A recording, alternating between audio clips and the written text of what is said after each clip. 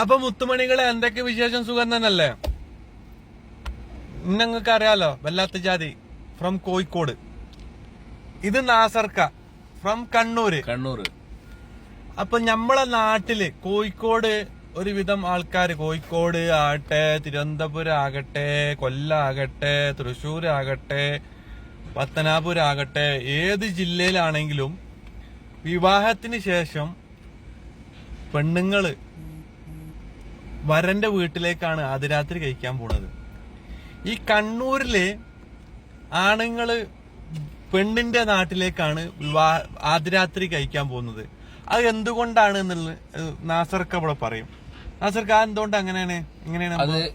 കല്യാണി ബിരിയാണി കിട്ടുന്നത് കണ്ണൂര് പെണ്ണിന്റെ വീട്ടിലാണ്.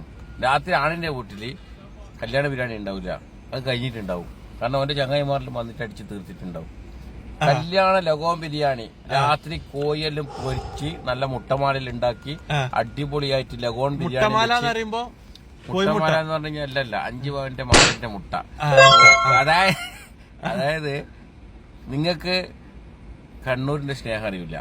കണ്ണൂർ സ്നേഹിക്കാൻ അറിയൂല സത്യത്തില്. കണ്ണൂരിന് അല്ല, ഈ ഒരു വിവരം കേട്ടപ്പോ കണ്ണൂരിന് കല്യാണം കഴിച്ചാലോ എന്ന് വിചാരിച്ചു. കാരണം വെച്ചാല് അവിടെ ആവുമ്പോ ഉള്ള ഫുള്ള് ചെലവ് ഓലാണ് നോക്കണത്. പക്ഷെ കൊടുക്കണം, പൈസ കൊടുക്കണം, മാസത്തിന് ചെലവിന്റെ പൈസ കൊടുക്കണോ?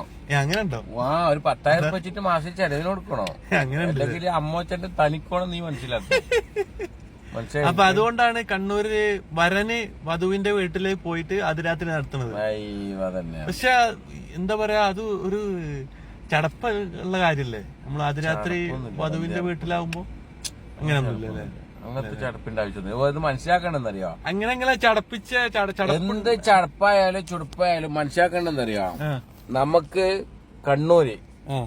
കണ്ണൂര് കിട്ടുന്ന സ്നേഹം, അതായത് നമ്മളിപ്പോ നീ പറഞ്ഞില്ലേ അച്ചു വീട്ടിലെ പോയി താമസിക്കുന്നതെന്ന്. അച്ചു വീട്ടിൽ പോകുമ്പോ നല്ല കല്യാണ ലഗോൺ ബിരിയാണി, ബീഫ് ബിരിയാണി, കല്യാണ ബിരിയാണി തന്നെ തലശ്ശേരി നല്ല മുട്ടമാലെല്ലാക്കിയിട്ട് അടിപൊളിയാക്കിയിട്ട് റെഡിയാക്കി വെച്ചിട്ടുണ്ടാവും. ആ ബിരിയാണിയാണ് നമ്മളിവിടെ കൊടുക്കുന്നത് നസീർ ഉസ്മാനിലും. ആ ബിരിയാണിയാണ് അതുകൊണ്ടാണ് പ്യാപ്പിളാർ എന്താക്കുന്നത്, അച്ചു വീട്ടിൽ പോയിട്ട് താമസിക്കുന്നത്. മനസ്സിലായാ? അതേ ബിരിയാണി അവിടെ കൊടുക്കുന്നുണ്ട്.